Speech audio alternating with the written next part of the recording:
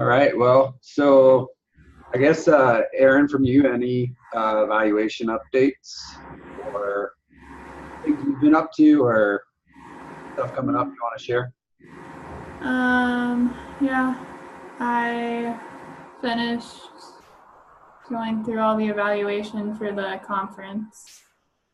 Oh, Um, yeah.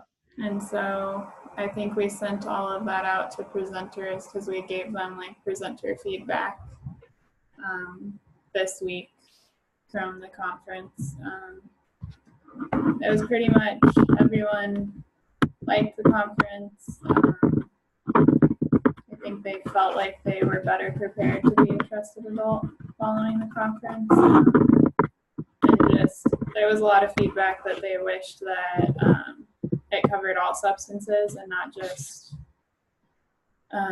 marijuana. Okay. And then I think the plan is to follow up with them to see if they still feel prepared and have used anything that they gained from the conference. But I'm not entirely sure when that will happen. And I've been working on kind of retroactively going back and tracking everything that has not been tracked to this point. So that's been fun, but I think the plan is that I'm getting it started, but then once Alex is kind of more established in October, he'll do most of the tracking and I'll meet with him on a monthly basis just to make sure that everything's getting tracked and then put it whenever we find out what the new reporting system is, if we find out. Then I'll be the one that takes all of the information he does to put into the new reporting system. But there hasn't been a ton since we're kind of just orienting Alex to the work and getting him oriented to everything. So I don't know if I met Alex. Is he the new lead? Yeah, he's the new Leah. His first day was Monday. So he's brand new. He's still learning and we're still kind of catching him up. We're going to throw him into the fire because neither Sarah or I can be at the Smith meeting on Tuesday next week. Oh. So he'll be there by himself. So I think our goal is that he just goes and kind of absorbs everything there, what he hears. We're going to try to prepare him for like updates, if there's updates to share. But also we'll probably check in with people after that, just because he doesn't have the context for everything yet. So we don't want him to worry about things that he doesn't need to worry about yet. So. Yeah, that makes sense. Yeah, but I think his job right now is just going to be kind of meeting with coalition members and getting them on meeting, introducing himself and everything. So you'll get to meet him next week. So. Sense. How about any PD stuff? I know AEA is coming up, and did you go to Public Health in the Rockies or? I did not go to Public Health in the Rockies this year. No one from our team went this year. Yeah. And then I'm not gonna get to go to AEA this year. Yeah. But yeah. So. How are things kind of going with some of the work that the policy work group was starting? Yeah, they were supposed to. I think they're supposed to have a task force meeting next Friday, I want to say, because they really haven't done anything since CHI gave us the policy memo, since that kind of coincided with Liam going on leave. Right. And so they were supposed to be kind of reconvening because they're the main group that hasn't done anything since then. So they're supposed to kind of meet and narrow down based off of CHI what from the options that they're given seems like something that they want to move forward with. I think Yeah, I think that's supposed to happen next week. Nice. So, As far as some of the other just parts of what you guys are working on, has there been any more thought about how to evaluate some of those other pieces? I'm trying to figure out with the Be the Influence Right. stuff, with evaluating that, because we had, I think, about 30 people sign up during the registration events that we had from the different schools. And we added questions, and that kind of communication also stopped some from when Leah left and Teresa left, because they were the primary communicators. So we kind of need to pick that up to kind of get the questions that they had added on there. We have heard that with the added questions, it's deterring people from signing up because there's so many questions that they're being asked. And some of the information they don't want to provide, which is not the questions that we asked, but just in general, what they provide for when they sign up for Be the Influence. So we're trying to figure out how to do that too. And then with the trusted adult stuff, I think the group needs to kind of regroup following the conference and decide what next steps need to be to continue the whole trusted adults work for the environmental strategy. So Yeah.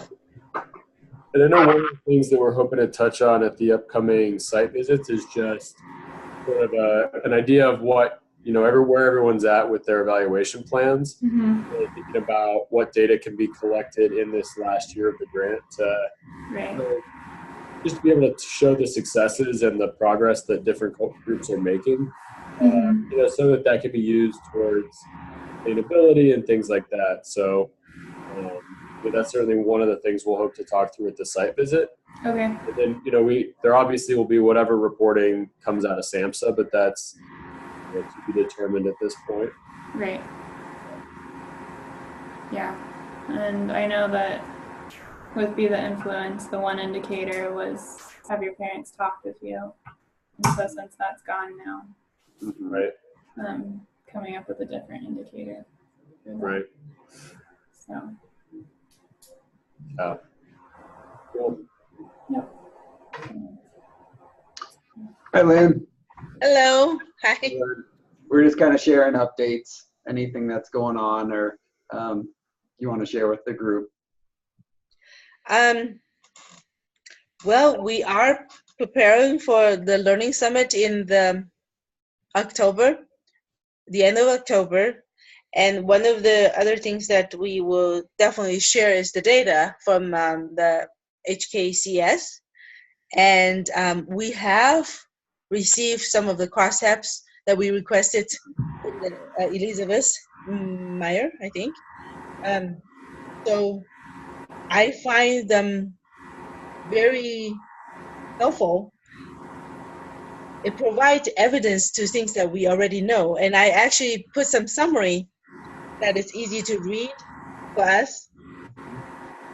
I can share some of the Colorado data for you too, if you are interested.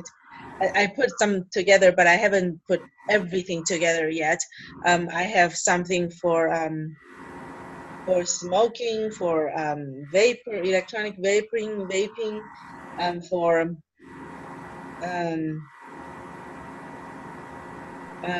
early onset before age 13, something like that. And I find them very, very useful because I like to see actually when people are bullied, for example, the rate of smoking in that group is higher than the group that are not being bullied. And interestingly, that you will find all the substance that people are using actually related to the risk factors and the protective factors. That is, it's a great information because we already know that, but we never can pinpoint. And the data that we're collecting that is telling us that. So I think that's something I like to see. Ken was asking me whether I can even do a regression analysis, and at this point, it's impossible with the summary data. You can't do any analysis at all. But we can at least looking at the crosstabs and then talk about different things. One thing I do want to mention that I discovered, I can't remember exactly which factor, but I think, anyway, the protective factor, there are two. One is you have an adult to go to when you are feeling sad or you have a serious problem. Another one is you have someone to talk to, okay? And I didn't realize there's a difference between these two because from the data, it indicates for people that are using substances, when you have an adult to go to, it makes a difference. Mm. When you just have someone to talk to, there's no difference. Mm-hmm. I find that very interesting. So it's not just you can talk to a peer or someone that anybody that you can go to and when you're feeling sad or depressed, but when you have an adult to go to, that makes a difference. So I thought that's something that I didn't know. So that was it's fascinating. I like data. I like to dig into data and see what it's telling us. So if I have all the data, I'll probably explore more, but this is good enough for me at this point. And when I parallel the Pueblo data with the state data, similar trends. It may be a little bit more severe in one item or the other for Pueblo, but it's a similar trend. Mm-hmm. So that's something, it's good. It's evidence-based. I like to see data. So, mm-hmm. And if you would like, I can share the summary information. I believe that Elizabeth may disseminate that to everybody, but I can share that with you when I finish it. Or if you want to look at it, I can share some of them here on the screen if you want to see it, if I know how to do it. Yeah, that's actually, I was wondering if you would be willing maybe at the October roundtable to kind of go over what data you requested and share kind of anything you found within Pueblo and what you pulled from that. And because I think you requested for the other counties as well, right? Yes, except it's going to be huge. Okay.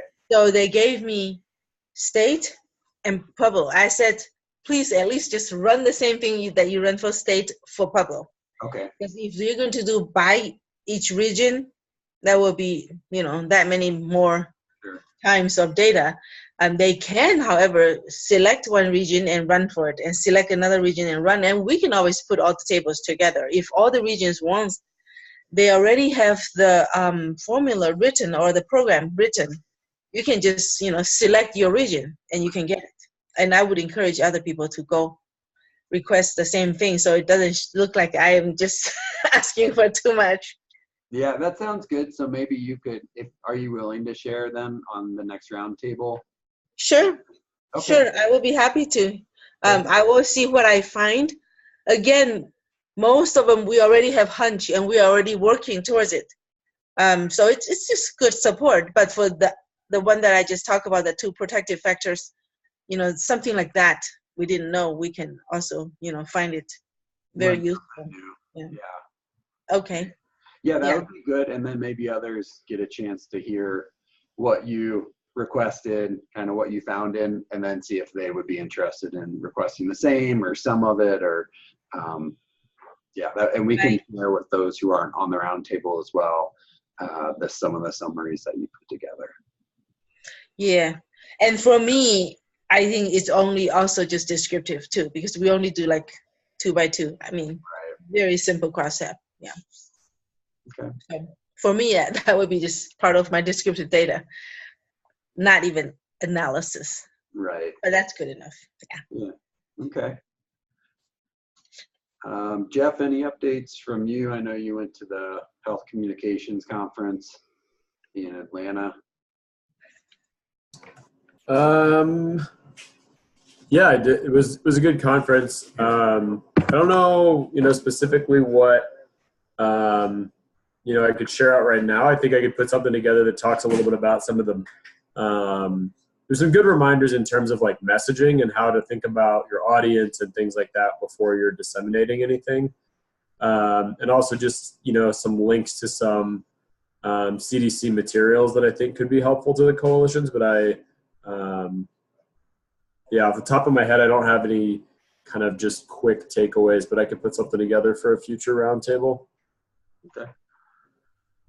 And then I went to the National Prevention Network conference in Boston in early August, and Lynn, kind of to your what you've requested, I went to a session where the state evaluator for New York had conducted an analysis, basically creating scales for the different risk and protective factors, similar to the report that we're going to go over today. And then she looked at, of those who reported a certain number of risk factors, when did the incidence of alcohol or other substances increase? So that was interesting to see the analysis that way.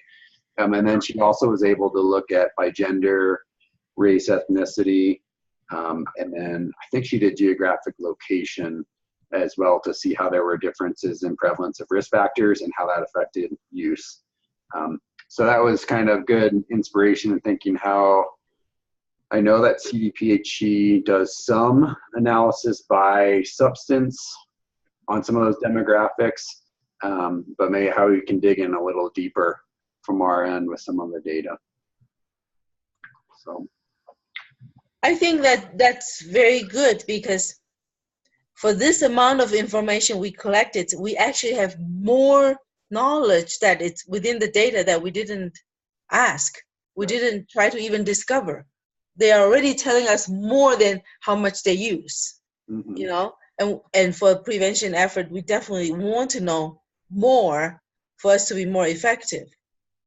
And especially new challenges keep coming up. We tackle with cigarette smoking. Now we have vapors. Now we have other things. So if we just get ahead and know what's going on and know the interactions between all the factors, it should help us so we can target more rather than just shooting, the whole range and doesn't even know. Hopefully we will hit something and change the results next year. And so I feel like the changes that we make, they're effective, but not the most efficient, I think. Or, we miss sometimes the major targets, or we didn't know it's coming. Things like that. Interesting. Yeah. Okay. Thanks. Well, I'll go ahead and share my screen. The next thing to talk about, has anybody seen these? They were from CDPHE, and then they were created for the Communities That Care group. Erin, sounds like you probably saw them through your work with CDPHE. Yeah, we got them, and plus some additional reports that are for our 2 CTC communities that aren't publicly available. They're technically confidential reports, and we're not supposed to share them with anybody. So we have to have the community members sign a confidentiality agreement to go over it with them for those. But yeah, we got trained on going through the whole risk factor and protective factor reports that are available, so. Well, that sounds good. I think then chime in at any point if you have comments. I just thought for those who maybe aren't in close contact with CTC folks, it's a pretty useful report by health statistic region. I think all 5 of our counties are their own health statistic region. So it'd be another data source to think about when you are revisiting needs assessments and planning for the future. So let me go ahead and share.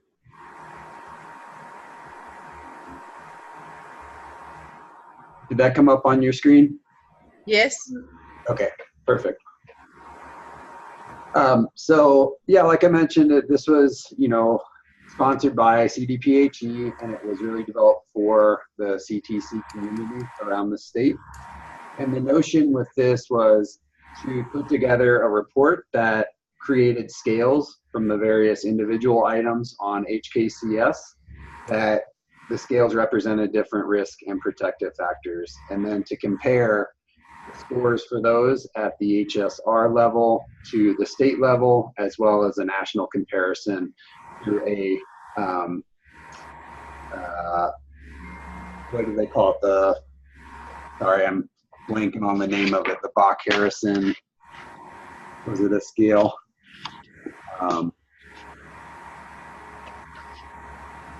Bach-Harrison norm is what they called it. So it was a national data point I'll talk a little bit about. So they used HKCS for the local results for HSRs and for the state. And then this Bach-Harrison norm, they gathered data from different regional and state surveys and created a national score for each of the scales as well. So they noted that HKCS has 11 risk and protective factors from the Communities That Care survey. So that's kind of where they got the information. This was something, Aaron, maybe they talked more in depth about, but they mentioned for each of the reports how many students within that health statistic region participated in the survey, and then also by grade level, and then what percentage that of eligible students that represents. Then they go on to mention that the response rate, when a response rate is 80% or greater, they're more confident that the data reflect accurately the experiences of that population. What I didn't see in these reports were, so what response rate was this 17.8%? Was that the original sample they were going for? Did they talk any more about that, Aaron? Not really. I mean, for the reports they are going over us with, they're not weighted averages because it wasn't a random sample of the schools that they pulled for the LGBTQ and the Southwest CTC reports. So they didn't really go into the validity portion. Okay. Did they mention it, because they made reports and put these out, they felt that the ones they put them out for were accurate? I would assume so, but they didn't say either. All right, that was one piece that seemed to be missing for me. And yeah, I do know they did say that they wouldn't, it was the CU Boulder evaluation team for CTC. mm-hmm. They said that they wouldn't recommend using the Bach-Harrison norm, but that was because they didn't fully understand it. Okay. So if you understand it, then I think it's fine to use, but they didn't fully understand it. So okay. yeah. So that would be just one maybe caveat, that they don't state explicitly that the percent of eligible students is representative of the HSR. Mm-hmm. So I didn't see that in any of the reports. Yeah. So how to read the charts and tables. So the bars on the risk and protective factor charts represent the percentage of students whose answers reflect significant risk or protection in that category, such that if they had a 50% report on attitudes favorable to substance use, it would mean that 50% of students in that HSR reported that they have attitudes favorable to substance use. So that would be the risk percentage of students for that factor. And it'll maybe be more clear when we get into the actual graphs. They say here, please note that the dots represent Colorado youth surveyed, and that they represent the aggregate results of all participating students rather than a random sample of students. I know from we actually at the state Epi Outcomes Work Group, where they got a sample size of over 47,000 high school students, but then they also had an additional 30,000 students opt in. So I'm taking this as meaning that they use that entire amount rather than just the representative sample. That's how I read it. I don't know if anybody has any thoughts on that. So it wasn't random. Or maybe they mean that the overall sample they drew originally wasn't random and it was purposeful by school. Yeah, I read it the same way you did, Peter, just that they included those opt-in student pools as well there, not just their original random sample. I read it as a aggregate data rather than individual. Mhm. Okay, so I guess I don't know what aggregate they're talking about, whether it's that whole 70,000 of the students who responded to the survey or their original 47,000 in their purposeful sample, or what. So it's one of those two. So they said scanning across the chart, it's important to observe the factors that differ the most from national samples. So they recommend using that Bach-Harrison norm as a comparison or the state.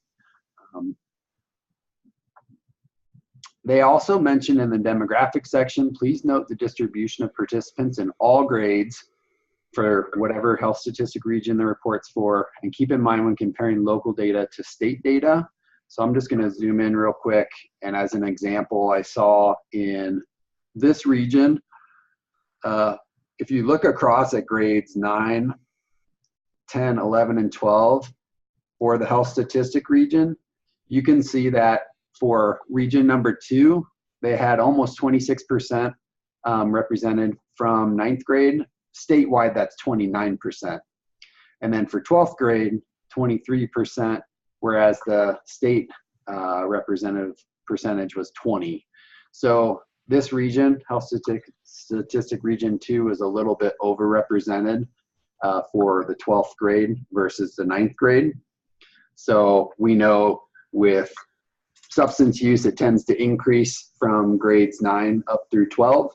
So when you're looking at these data for health statistic region 2, you would know that it's a little bit overrepresented by 12th graders. I think that's their point, just to look at how the proportion pulled from this specific region compares with the state. Peter. Yeah. I wonder what that 17% that you were talking about earlier, how it relates to this 25%, 24, 25% representative. I mean, how these proportions relate? Yeah. So this year we are talking about a sample, it's about 20% of maybe the population. And they were, remember that paragraph that you're showing us, of the validity part, you were saying 17 some percent?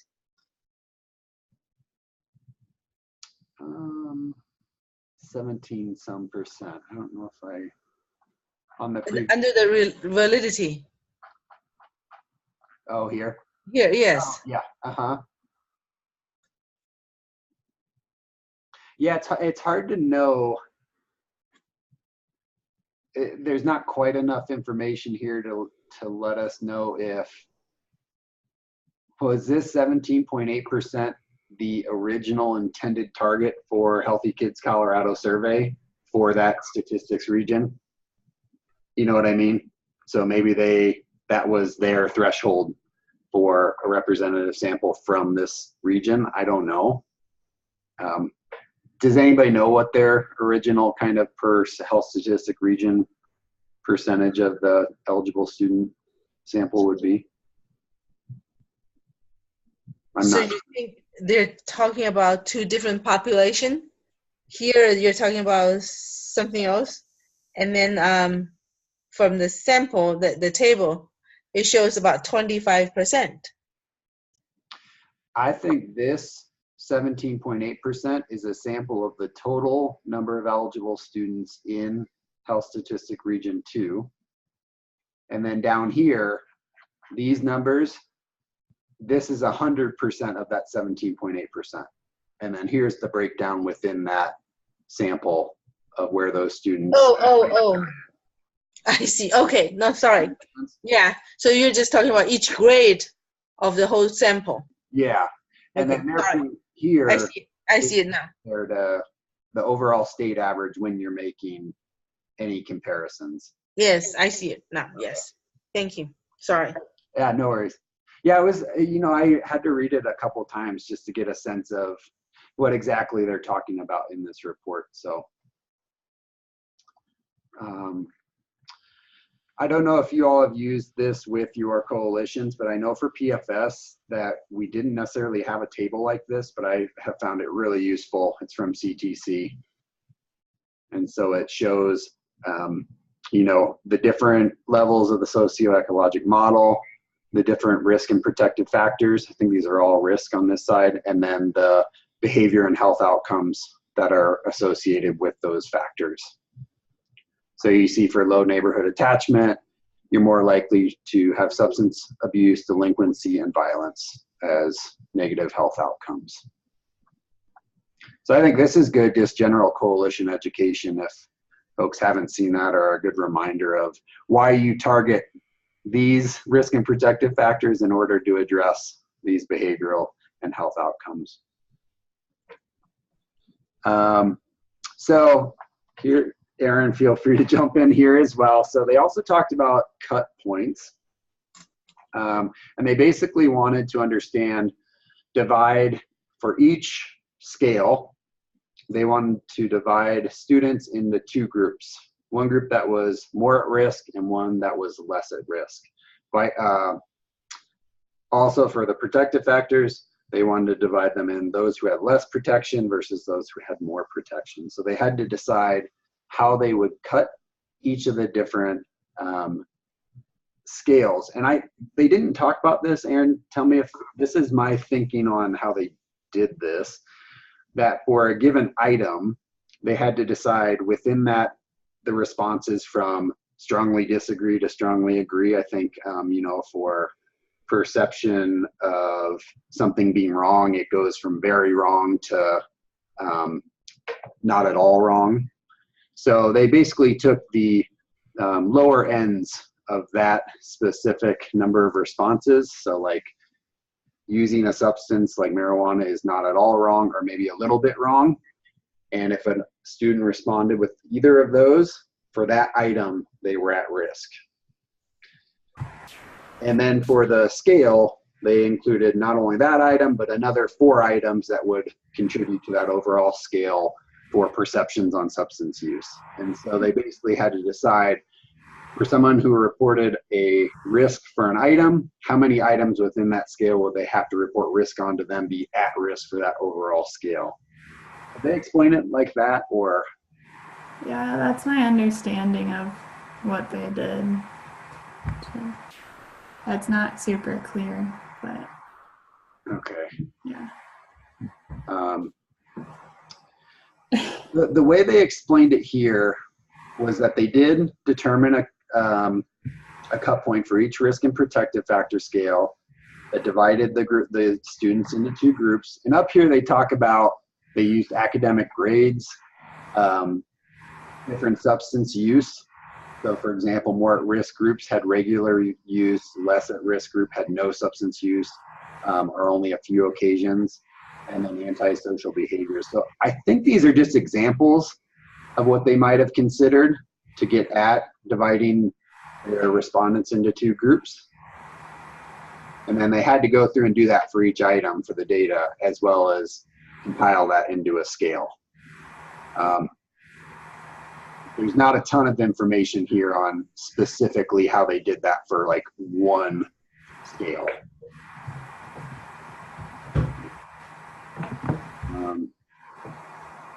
So they do mention that if you're doing the same cutoff points year after year, then you can compare across years to see if you've had an effect through your interventions on different scales, which is nice to think about. The national norm that they used, so this is a research firm from Utah, Bach Harrison LLC.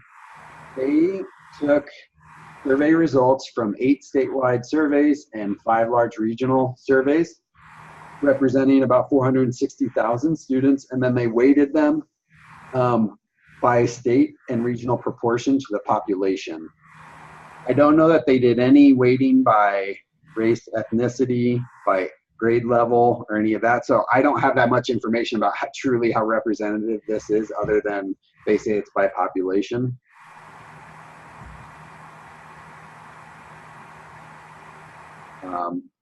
So, I mean, I guess I understand what they did, but I don't have enough information to say with confidence or not what it really does represent.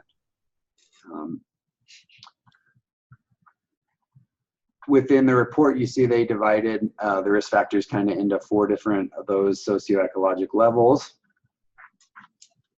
And then when you get to the actual data, each page is organized pretty similarly. They did an overall risk factor profile for the region. The blue bars is the health statistic region. The black dot is Colorado. And then the square, the yellow square, is the Bach-Harrison norm. And then under here you can see these were the large levels from the socioecologic model, and then these were the actual scales. So as you get deeper into the report, you can look at each of these scales, and it highlights what the items they used to develop these were, including the percentages for each of those items. And then they did a protective factor profile as well. And then these are the 2 scales they created. And then diving down into the individual risk factors, I did like that they actually did kind of an executive summary. I think they mentioned, oh, it was back up here. Underneath this section, overall risk and protective factor scores, they kind of let each region know what their lowest and highest areas were. So that was nice to see. And then when you jump into each individual scale, so for example, laws and norms favorable to substance use, then below you can see here were the 5 items that they used to comprise this overall scale. So I think it's an interesting way to kind of get more than just using one item to make a decision based on. So do you know, Aaron, the CTC across the US use these exact items to create these scales, or was this Colorado specific? It was Colorado specific. Colorado picked specific risk and protective factors that CTC communities can kind of pick from. Like, they don't get open choice to all of them. So these were kind of, I think, Colorado specific. Okay. Put together. Yeah, so for me, it was kind of useful looking overall as a scale, but then when you look at each of the items, you still notice that some of these are really high.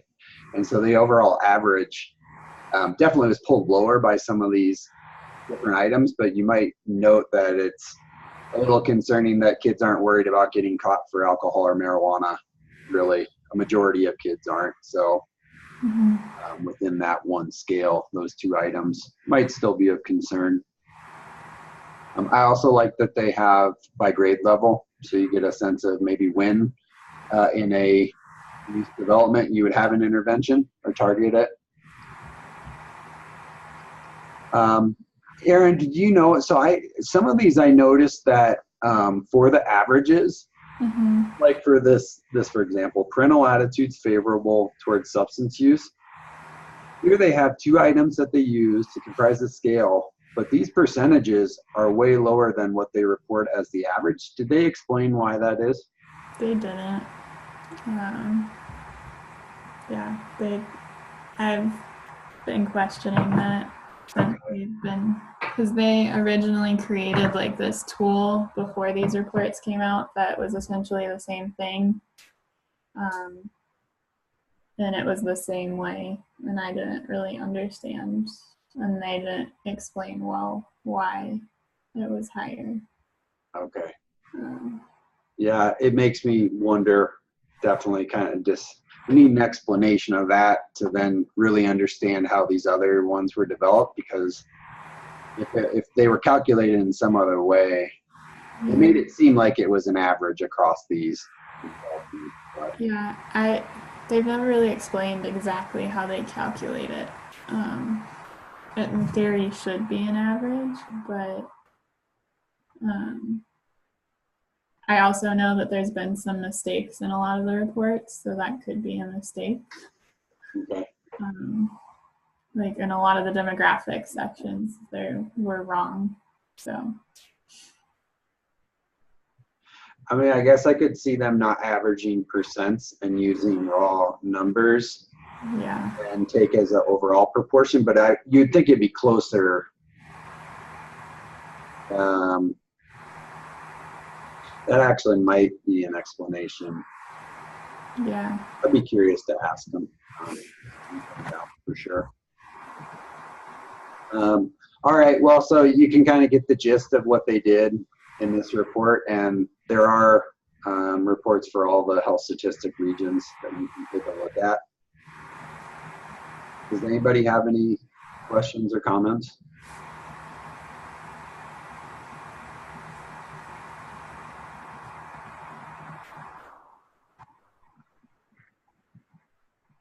Oh, sounds like you're muted, Lynn. I don't know if you're trying to ask a question.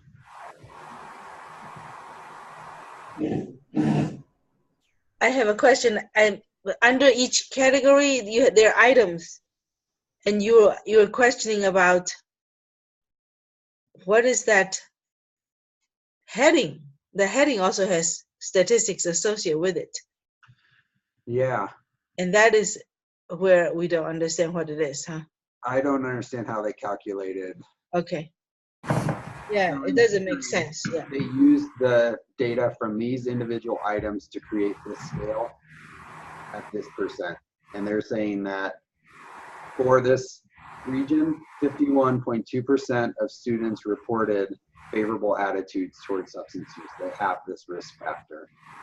And that this is in fact higher than both the state average and the Bach-Harrison norm. Is it a separate measure or is it from the same survey? Well, when they talked about creating scales earlier. Oh, that's the what principal component. That's the scale. Okay.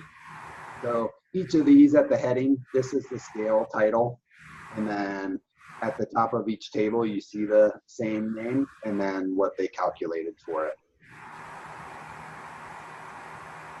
We were just kind of speculating on how exactly they calculated this. And thinking maybe they used just the actual ends for each of these items. I can ask our TA person from up there and get a response and share it. Mm-hmm. So it's clear. That'd be great. Yeah, I think that'd be helpful and because, you know, even and this one as well, 51.2% is higher than any of the percentages reported here. That is possible. What Peter was saying, that the actual ends, if students answer yes to any of the items and the unduplicated headcount, it could be.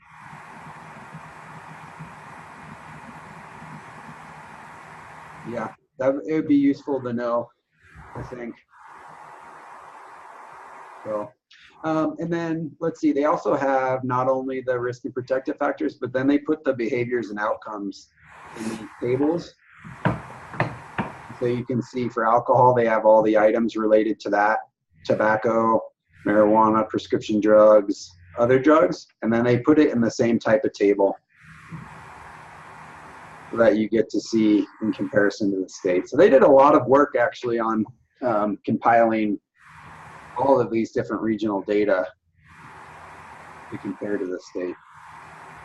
Vaping here we see, you know, we know this is a concern in the state, but much higher than the national YRBS average. We're more than double in the state and in a lot of regions. They did the same for violence. And then they did the same for mental health indicators. So that's that report. I sent it out with the roundtable reminder. So your region should be in that folder if you want to take a look at it. Any last thoughts before we move on to the national cross site? presentation?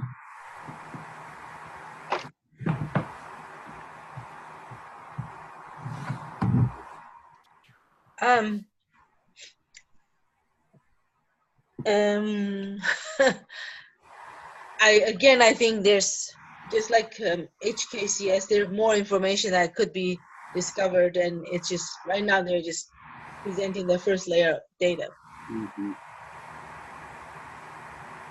Yeah, very descriptive.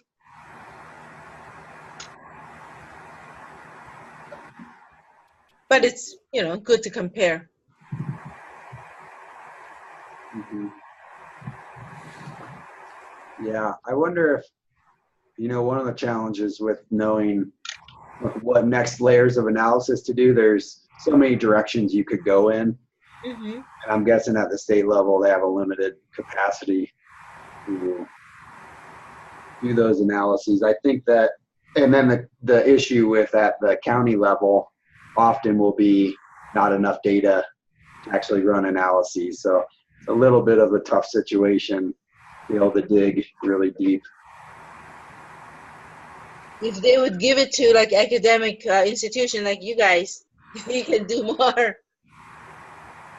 Yeah, I mean, it is the School of Public Health, right, Jeff, that Mm-hmm.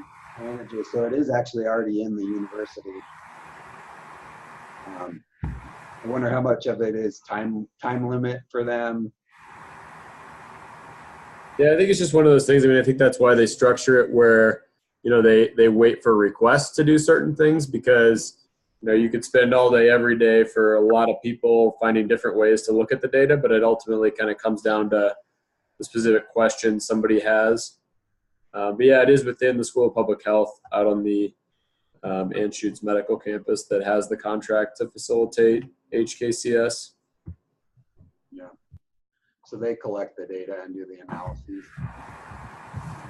Yeah, yesterday that presentation at the SEOW, it was also pretty descriptive. They've tried to identify subpopulations that are more at risk for substance use, and they really have this year they seem to have highlighted American Indians and Pacific Islanders, and then also those who identify as multiracial as more at risk for a variety of different factors, from obesity to mental health indicators, substance use.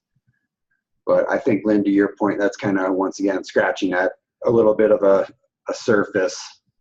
You're not having as much information behind what's driving that. They did pair it with a case study from the Ute Mountain Reservation to get a little bit more of an understanding of what environmental factors might be driving these issues. And so they did find that parts of the built environment on the reservation, such as no sidewalks, few green spaces, no connectivity between green spaces, they felt contributed to high rates of obesity.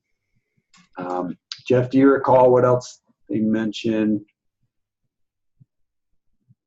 Kind of as far as tradition, so I think grandparents are among the last generation to speak many of the languages, so kind of a loss of connectivity as maybe attributing to some of those factors. But it was limited to this one case study.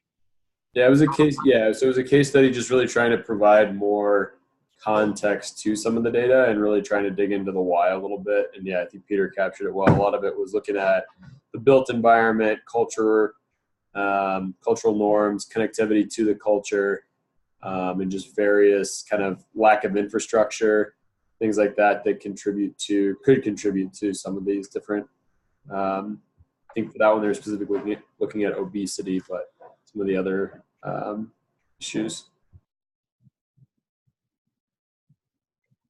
Aaron, can I ask you, how have you guys used this report? How has CTC? We haven't used it yet. We have a meeting the 28th with the coalition, and our plan is to kind of walk through it with them to help and like answer questions they have about it, but ultimately let them kind of use it to determine what they want to use pick as their risk and protective factors that they want to try to address, and then from there they're supposed to kind of pick their strategies to address those risk and protective factors, and look at resources from there. So it's pretty much just going to be a meeting, walking through this and seeing if anything stands out to the coalition that they want to work on. And I don't think we'll get through all of it in one meeting. It'll probably be multiple meetings with going through it. So you felt that you wanted to share the whole report. Is it with the whole CTC coalition, or? It's with like data work group, I think. So it'll be more the people that are more interested in the data. But we're kind of told to walk through it with the community. They want us to use this as our baseline for the risk and protective factors. So we weren't really given a choice about using it or not using it. And so, yeah, I'll see how it goes. Is there any plan for, like, you theoretically could do this for 2015 data? Well, just to have at least I know maybe CTC is just starting now for implementation. It might be interesting just to see prior to interventions if there was already a decrease in any of these, or an increase, or if they were static. I don't know if that is possible. That's probably a lot of work on their end to go back and do that. Yeah, I don't think they'll go back and do it, especially since the survey for 2015 didn't have some of the CTC questions on it. So that's why they want us to use 2017 as our baseline. So there's a lot of communities that had already gone through and picked stuff based off of 2015 data because it took so long to get the reports done. That are kind of like, well, what if it doesn't line up with what we picked in 2015? So, gotcha. Yeah. Does everybody have to hop off it right at 11? Okay, I'm okay. Okay. I'll just quickly share so am I still in screen share? I think I am. So it was, you guys know the PEP-C, the program evaluation prevention contract that was through CSAP, through SAMHSA, basically the National Cross-Site Evaluators. When you report your data into the PEP-C, the group that did the National Cross-Site Evaluation is finishing their work, and they put together a final report and did a presentation on Wednesday of some of their findings. I just wanted to share with you all, this is all of the PFS cohorts across the years. So from 2013, we're 2014, 15, 16, and 17. They included all of those in their analysis. And then also a presenter did some data from the previous cycle, SPIF-SIG, the state incentive grants you may have heard about. That was prior to 2013. I just wanted to share real quick some of the findings from there, and then I'll share the report when it comes out if you're curious to see kind of across the US, those who are Partnerships for Success funded, how they have done. Can you see that? Yes.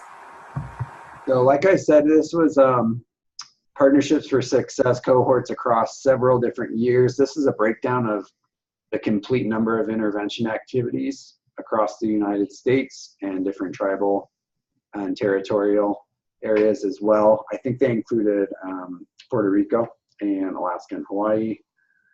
And so largely it was information dissemination, but there was quite a bit of activities on environmental strategies and prevention education as well.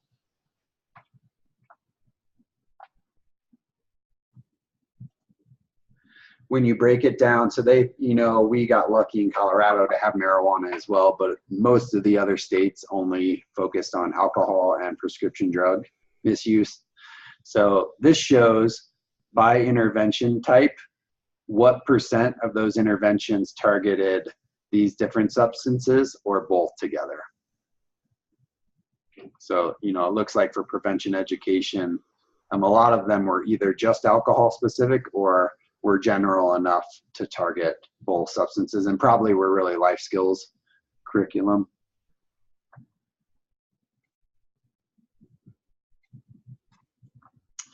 They broke down what were the most often implemented types of interventions, and media campaigns were the most, followed by classroom educational services, prescription drug takebacks or drop boxes, and then speaking engagements in the community.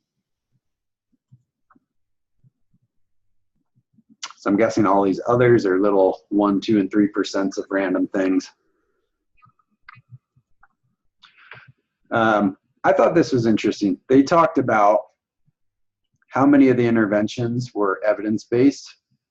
And so when a community, actually when a state submitted on behalf of all of the communities what intervention types were happening, these were defined as evidence-based by the subrecipient communities. But then when PEP-C went back and looked at them, this was the % that they qualified as evidence-based. And so it looks like there's a little miscommunication or misunderstanding on what exactly qualifies as evidence-based. I know as an example for us here in Colorado, there was the Wyoming guide. I think originally it was recommended as something that could be used, but then later on got the word that no, we shouldn't use that. So I think maybe this is a bit of a nod to communities around the country not having quite a good understanding of what evidence-based means. I think that's interesting too. And the state needs assessment snaps that the Office of Behavioral Health just went through, this was also something that they surfaced. And I believe one of the action items the state is taking out of that report is to put together some sort of a repository of evidence-based programs that the different grantees funded through the state, or at least the Office of Behavioral Health, can kind of go to find a list that has been sort of approved and recognized as evidence-based. So that's good. Here are some of the reasons that that different grantees gave for how do you know this intervention is evidence-based. So most people, almost 60%, said that it appeared on a list of recommended evidence-based programs. So, and then as you look down the list, it's heartening to see that most people reported it came from some sort of registry or list of evidence-based programs.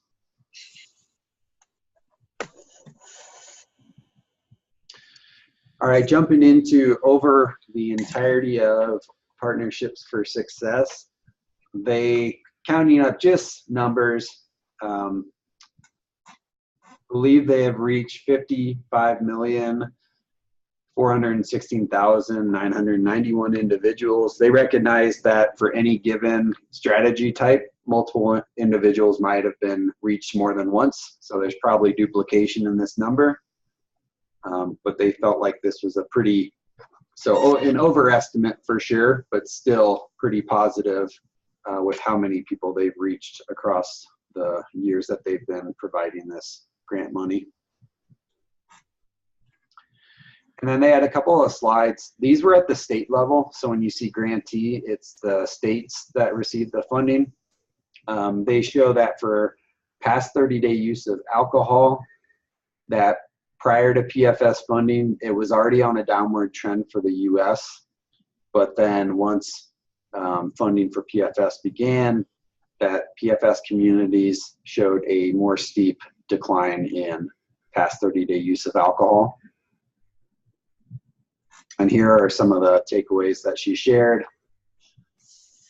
So for PFS, an additional 0.6% per year, binge drinking an additional 0.7%, young adult alcohol use an additional 0.7%, and then increasing risks of alcohol, and then increased friends' disapproval of alcohol use. For prescription drug misuse, it was a similar story where beginning with the PFS funding, it was a steeper decline. She didn't talk as much about these redesign biases. Honestly, I didn't get a lot of information on that, so I couldn't speak to how that affected the trend.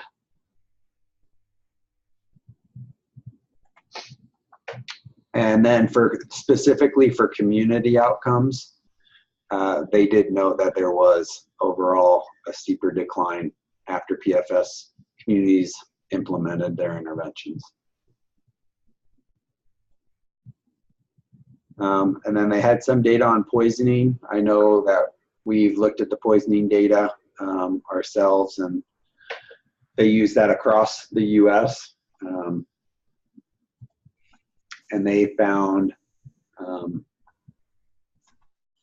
that the effects within favor PFS communities at the grantee level. When they looked at those sub-county level zip codes, they didn't find as many significant effects, but it appears that those who have PFS funding are more effective in reducing stimulant, sedative, opiate, and ethanol poisoning calls in grantee states where more communities are funded. So that was interesting. I don't know if anybody has any thoughts on why that would be. Or so in Colorado, right, we only have 6 funded community, or 5 now funded communities. Other states have 10, 15, 20. So those that had more communities had more effective results.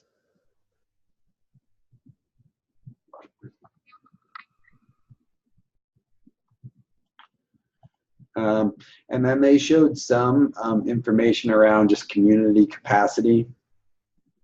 So at baseline, these were what community grantees reported. So what you guys reported, already having experience with interventions with the populations you work with, collaboration and use in data planning. Here at baseline were areas where you maybe didn't have as much capacity. Here is an example of the type of TA that across the US PFS communities received, with the most being around needs and resource assessments and strategic planning development. And then here's some information on nationally what the makeups of the coalitions tend to be. So I think similar to the coalitions here, maybe less representation by law enforcement in Colorado. I would say I tend to see a majority of schools, healthcare professionals, and then youth serving groups. And here were some challenges that across the US communities reported. Cultural norms, attitudes, and practices, lack of community awareness, easy access to alcohol and prescription drugs. And then they had some recommendations. So they talked a bit about this idea of a lag time between when they saw funding go to communities and when they saw the interventions happen. And so that was true across all of the cohorts.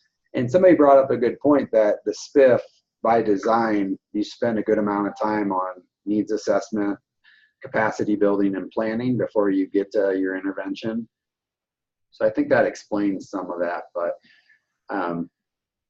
PEP-C didn't really have a recommendation on how to speed that up or if you should speed it up. They were just putting that out there. This was an interesting stat. 85% of communities implemented at least one evidence-based program, but only about 49% of the overall implemented interventions were evidence-based. So I think it means that, you know, of those CSAP strategies, probably almost everybody's doing information dissemination, but those aren't evidence-based. Maybe doing one-off events to raise awareness probably aren't evidence-based. I think some of those lower hanging fruit, the ones where it's just kind of easy to get the ball rolling, aren't evidence-based, but most people do them just as a way to raise awareness around the community, as well as to engage your coalition. And then finally, here are some other summary points from their slides.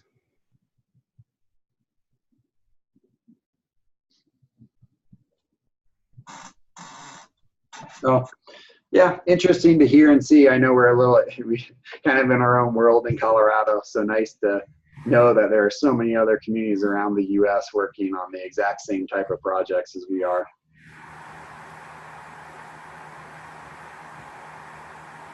All right. Any thoughts on those?